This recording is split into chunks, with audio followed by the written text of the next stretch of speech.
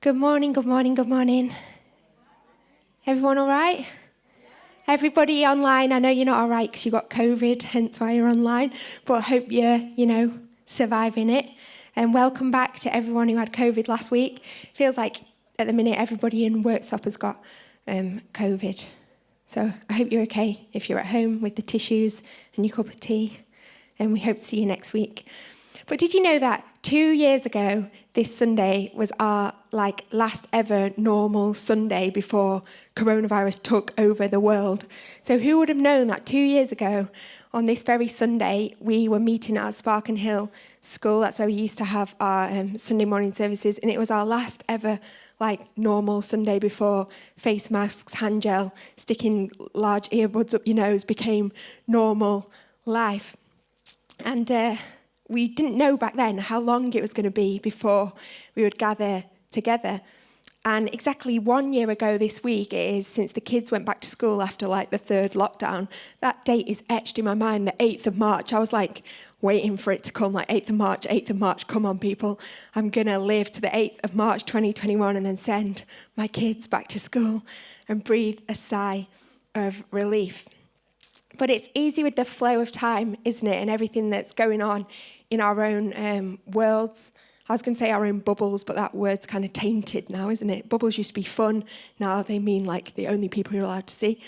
It's easy to kind of forget what's gone by and forget and neglect to reflect on the things we've kind of endured and been through, and to find ourselves moaning about the present reality. And I think these past few weeks, thinking of the people in Ukraine, I know as a church we've been moved to pray for them, to give, and as a world I know we have, but when we think about what other people are enduring, it makes you more mindful, doesn't it, of your own circumstances and the things you have to be thankful for. And it got me thinking, why is it then, when we have so much to be thankful for, when we think of what we've been through and what others are going through right now, not just in the Ukraine, but across the world in other war-torn places, why is it that we somehow still manage to find so many things to complain about? So many things to sigh about and moan about, and so many struggles to get ourselves into. Why is it so many of us battle with inside, just not feeling content, not feeling satisfied with our lot? What happens to our gratitude? Because if I think back to maybe a year ago, 18 months ago, when we're in the middle of lockdown 1 and all that was going on, just how grateful I would have been to be able to meet with one friend, to have a coffee with one friend, to have one person to hold my newborn baby for me, other than me, whilst homeschooling 2 other children.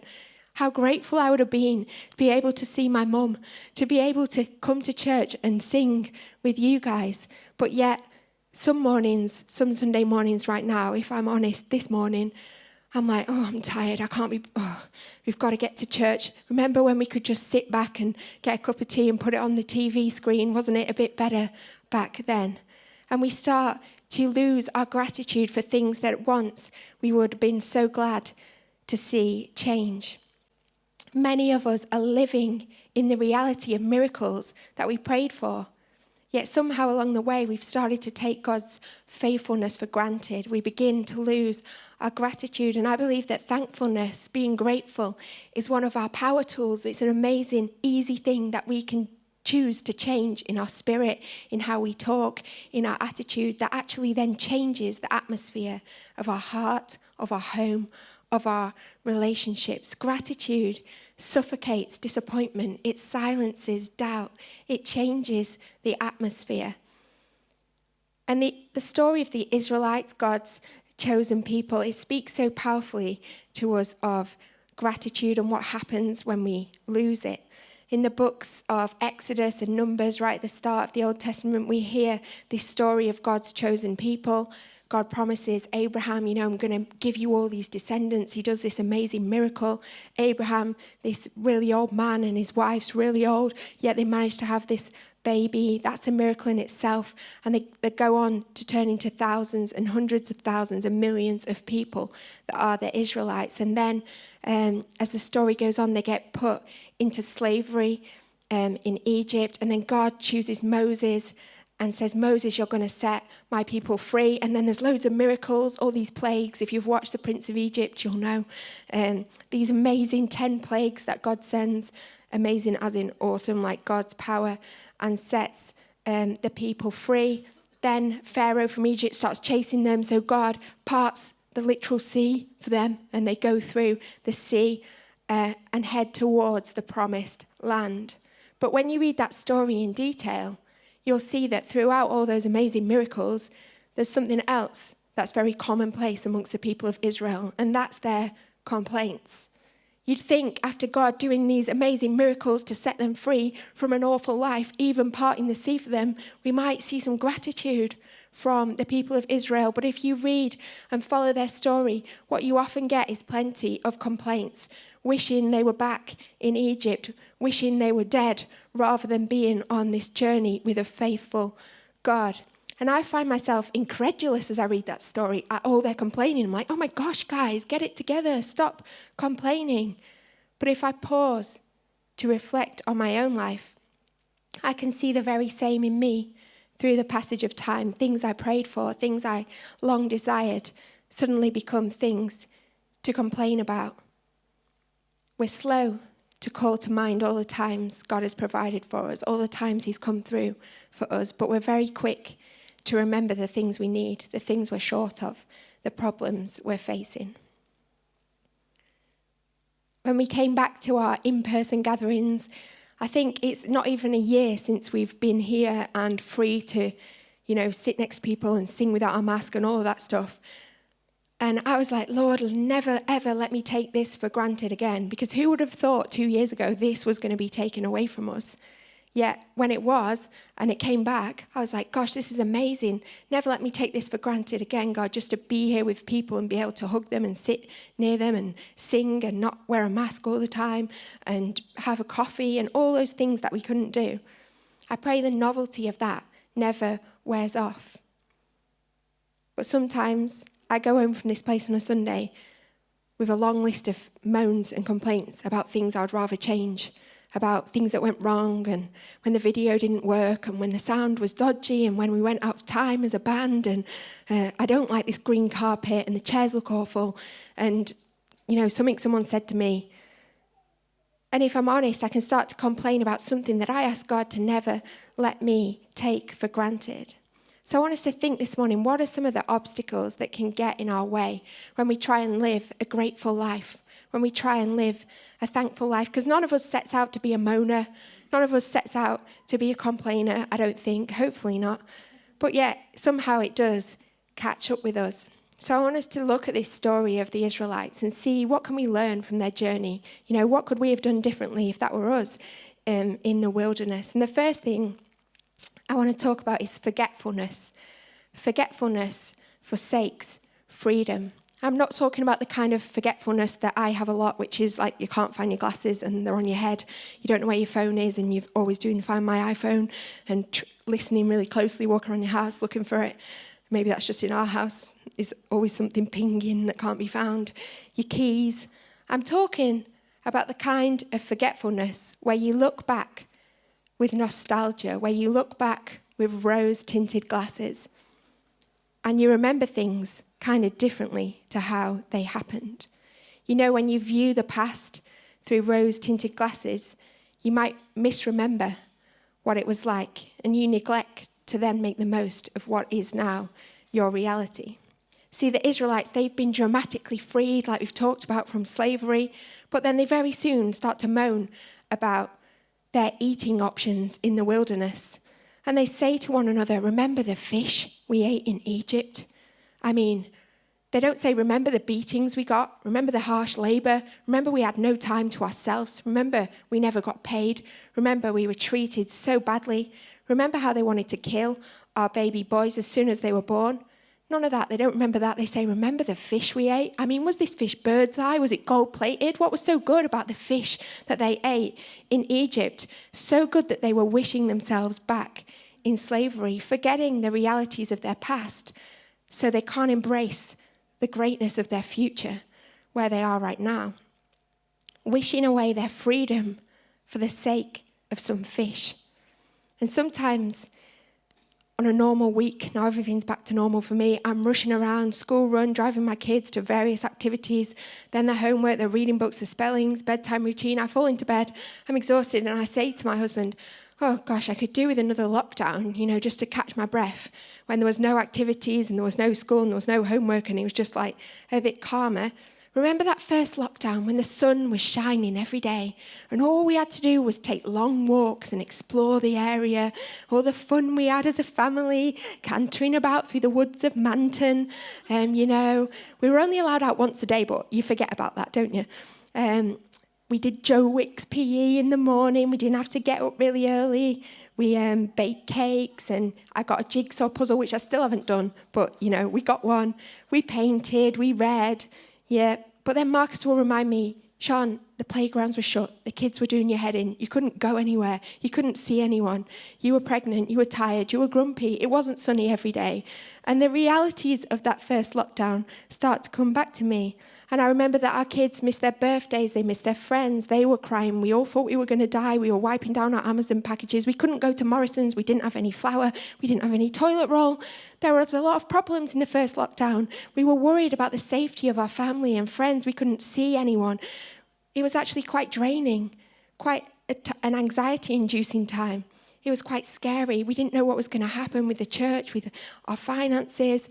Lots of us were in a state of panic in that first lockdown. But I'm in danger of looking back on it with rose-tinted glasses, of forgetting the realities of what it was like. And sometimes in Langhold, if you spoke to many people in the village, I don't want to offend any Langhold people here today, but when you speak to some of the older generation in Langhold, they say, remember the days when the pit was open. They were the glory days of Langhold. If only we could go back to the days when the pit was open. Oh, the pit. And then they spend a lot of money making a nice pit memorial garden, and the next thing they want to get is a wheel to put up there. So now we can have a wheel over there and a garden over there, and it's very nice. And I'm sure the days when the pit were open were lovely, but they were also days where men had to work underground in hazardous health conditions for hours on end, coming out black as soot, working in a not very nice job, getting paid not very nice money.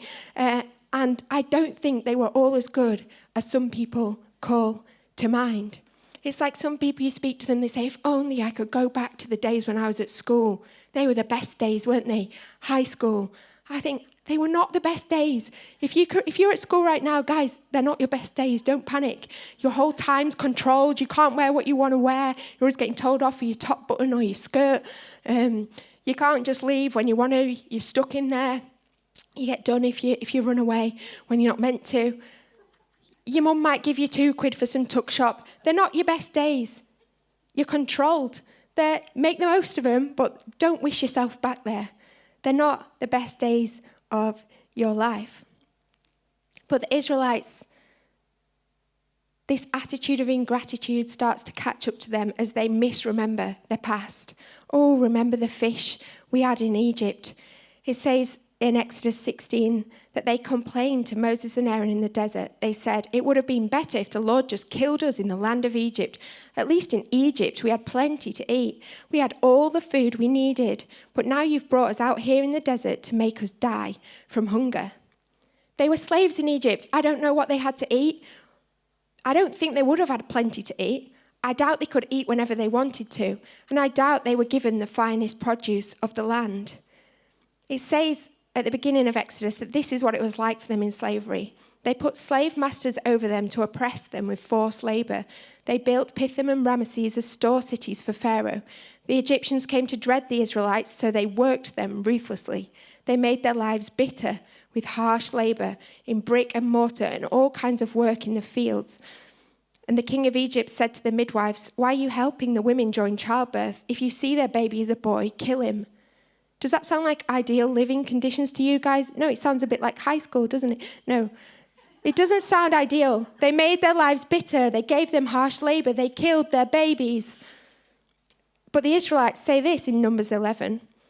If only we had meat to eat, because we remember the fish we ate in Egypt at no cost. Also in Egypt, we had cucumbers, we had melons, leeks, onion, and garlic. But now we've lost our appetite because we never see anything but manna.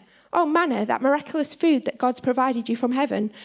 Was it really that good in Egypt? Were the melons and leeks really worth having your babies murdered for? You ate at no cost because you had no money. You were slaves, unpaid. Were the cucumbers really so juicy that they were worth being beaten for, treated harshly, working for no payment? Were the onions and garlic that good that you would rather trade your freedom and your identity for them? See, God has done all these miracles in their midst. They're on their way to an incredible future, promised a land flowing with milk and honey that has clusters of grapes so big it took 2 people to carry them. But they can't get to that future because they're stuck looking at the past with forgetful eyes through rose-tinted glasses. Don't trade your future this morning for a memory of some leeks and cucumbers that weren't really that good in the first place. Don't give up your freedom now for some fish that was quite nice that you ate in the past. The past is gone. Don't forget it. Remember what God did for you in it. But don't live in it. It probably wasn't as good as you think it was. The second lesson in gratitude, forgetfulness we've covered, is this, that complacency kills contentment. Complacency kills contentment. So after the Israelites have complained about their eating options, anyone would think in their time in Egypt, they were like at an all-you-can-eat buffet, which I'm surprised they even had time to eat with how much they had to build and work. But when they finished complaining, God does this miracle and he provides them the manna from heaven, which is more than just food. It's a lesson in trusting God. If they gather too much each day and save it, it goes moldy. They have to trust God that each day he's going to provide, and God does that for them for 40 years. But after a while, they get complacent about the manna. At first, they were thankful because they were hungry, and God did this miracle. But after a while, they start to moan. They're bored of the manna. They start to get to a point where they take for granted what God has done. They no longer see the provision. They no longer see the miracle in what God is doing. And they start to complain and beg for meat. So if you ever wanted a story in the Bible to make you a vegetarian, like me, this is it. Because God gets so mad at them, getting complacent over his provision, he sends meat for them to eat. And the meat he sends is quail, which is these funny-looking birds like we've got there. So in Numbers 11, it says this, "A wind went out from the Lord and drove quail in from the sea. It scattered them up to 2 cubits deep all around the camp." So I looked that up. It's like 2 foot deep, which just makes me heave. Disgusting, like wading through 2 foot of birds. But anyway, and it was as far as a day's walk in any direction. So all day and night and all the next day, the people went out and gathered quail. No one gathered less than 10 homers. Then they spread them out all over the camp. But while the meat was still between their teeth and before it could be consumed, the anger of the Lord burned against the people, and he struck them with a plague. So therefore the place was named Kibroth Hattaavah, which means Valley of Gluttony, because there they buried the people who craved other food. So that's what you get when you ask for meat.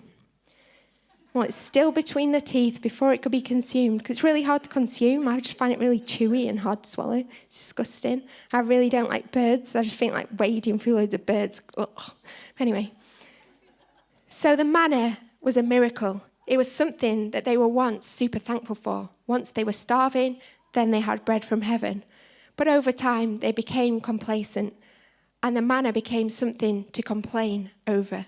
See, complacency leads to complaint. Once they were slaves, now they were free, but their freedom became something to moan about. Once they were starving, then they had food dropped from heaven, but they get fed up and want more from God. But you know us, once we were lost, now we are found. Once the things you prayed for, now you live in the realities of them. Don't take them for granted. Don't become complacent at the things God has done and is doing in your life. How often do we take for granted what God has done for us? How often, worse than even being apathetic over it, do we start to complain about it? You know, recently we've been trying to get planning permission for some work on our house, and I hope no Bassett Law planning people are here, but they have been winding me up a tiny little bit, because they'll say, no, you can't do it like this, but if you do it like this, it'll be okay. So our architect literally draws like exactly what they say, and then they say, no, you can't do that. So I feel like, are you just winding me up here, guys? But anyway, it's given me a bad attitude towards my house. I look around my house and I'm like, oh, I hate this house. I can't live with it like this any longer. I'm like looking on Rightmove. I've got alerts set in, like I need a better house than this one. And it got me to thinking that just less than 3 years ago, we were desperate to move here, desperate to come here and be part of this church. And we would have taken any house. And we didn't have the money to basically buy any of the houses here. And like looking back, I was so thankful when we got that house, when God brought us here, when it all fell into place and we were able to get our kids in school and we were able to move here. And now, less than 3 years later, I'm like, I hate this house. God, blah, blah, blah, get me another house. Who am I to take for granted the miracles that God has done in my life? And I remember in my past praying for a husband, praying for a job, praying for a car, praying for children. And sometimes I'm like, oh God, I'm really thankful for the children you've given me, but if it could have been one that slept more than 3 hours, it would have been better for my life and my appearance.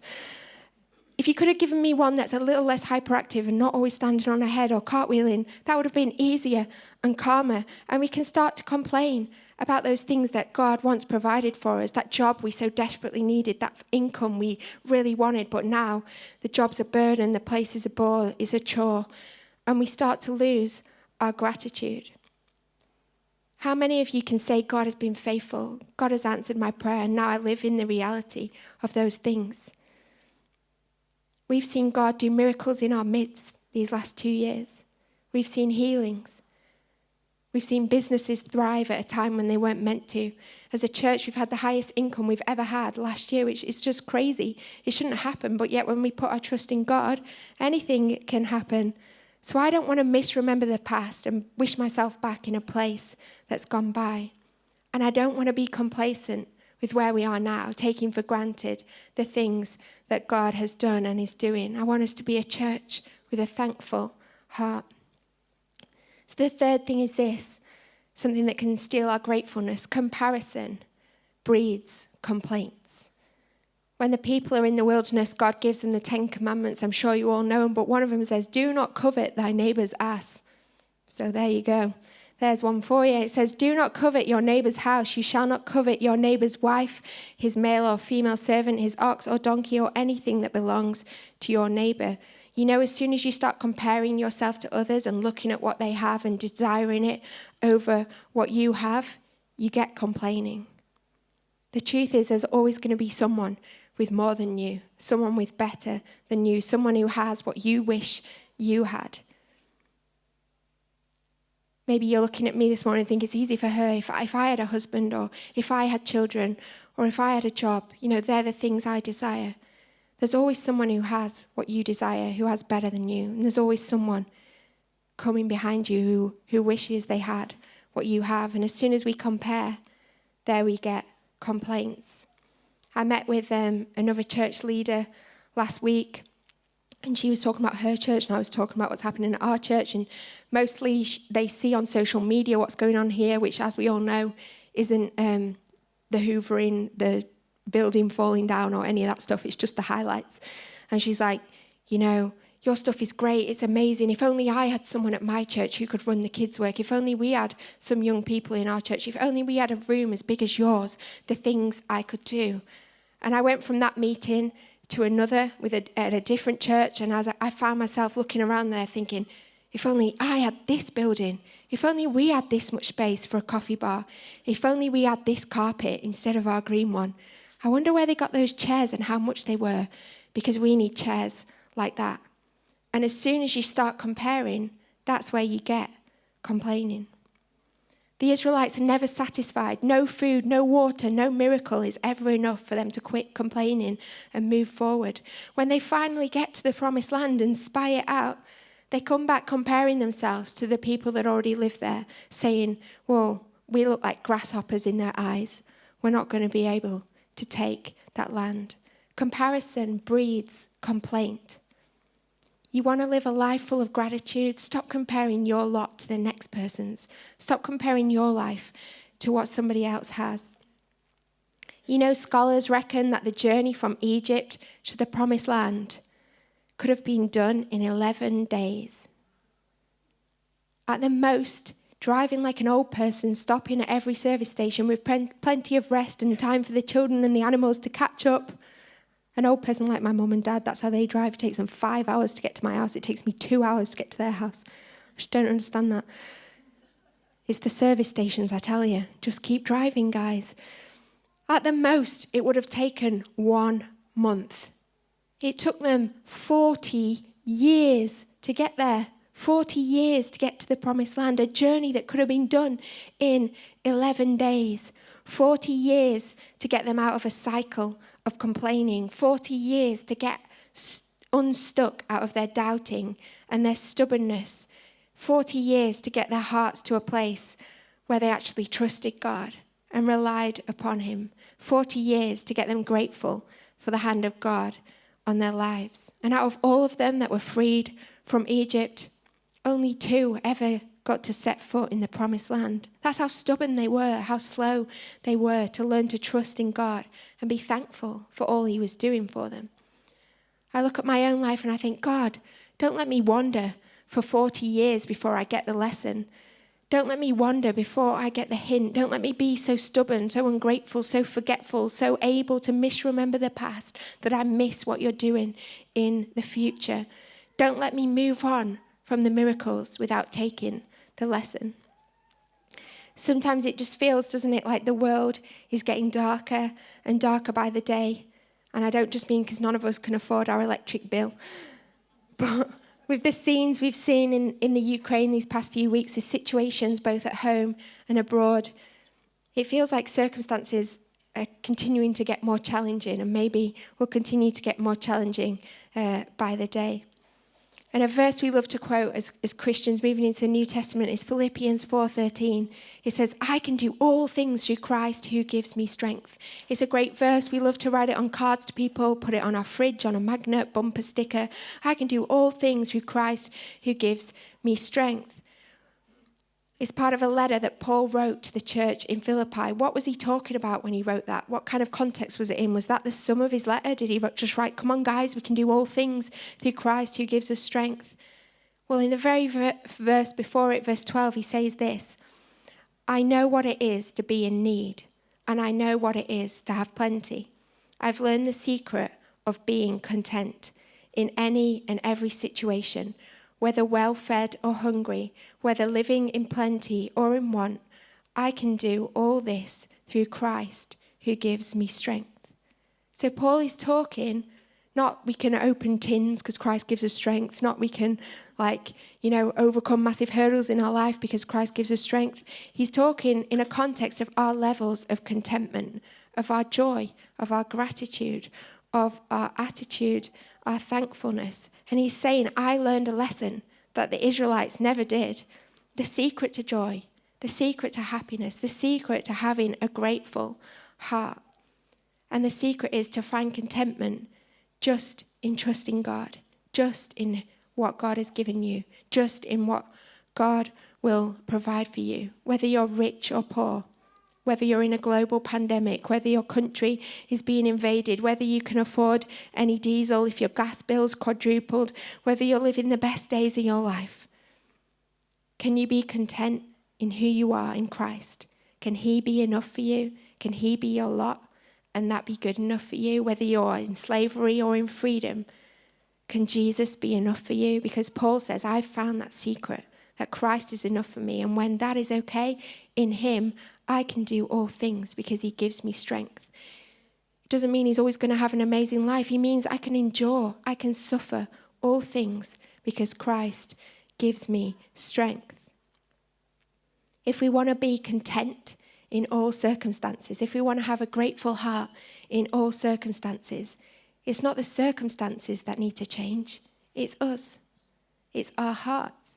There's many circumstances in our world and we wish God would change them and we pray and we hope God intervenes in wars, in crises, in global pandemics. But at the same time, if our circumstances do not change, we can still be content. We can still be grateful because we can do all things through Christ who gives us strength. So if we want to be content, it's not the circumstance that has to change, it's our heart. If we want to do all things through Christ who gives us strength, we need to quit the complaining and take up trusting. If we want the future that God has for us, We have to move on from the past. If we want to increase our gratitude levels, we have to decrease our comparison levels. If we want God to do even greater than, let's be grateful for the days where we are living in the realities of what we once prayed for. I want us to be a thankful church. I want to have a thankful heart. I want us to be a grateful church, a content church, even when suffering, even when circumstances aren't as we wish they would be. And I'm sure for many of you, if you think back over your life, there are things that you prayed for, miracles that God has done in your life that now might not feel like miracles, now might not be things that you're always grateful for. Just take a moment to bring those things to mind. Some of you didn't know Jesus, and there's a day where you came to know him and your life turned around. And if that's not you today and you don't yet know Jesus, speak to one of us. We'd love to extend that invitation to you. Jesus is extending it to you. Come to me, and he will forgive you from any bad stuff. He can turn your life around. He can bring miracle into your life where you need it, and we'd love to pray with you for that. Guys, I want us to be a grateful people. Do you want that? Yeah. So we need to look back on the past, but not through rose-tinted glasses, because forgetfulness forsakes freedom. Complacency kills contentment, and comparison breeds complaint. I hope we can leave here thankful today, even if it's your husband that's been annoying you or your wife. Thankful for the stuff God's doing in your life, even if it's your house that isn't quite how you want it to be, even if it's your situation, the job that you need, the finance that you need. If things aren't quite how you wish them to be, let's leave here trusting God for what we need and knowing he will provide, but thankful for all that he is doing. Content in every circumstance, because Christ gives us strength.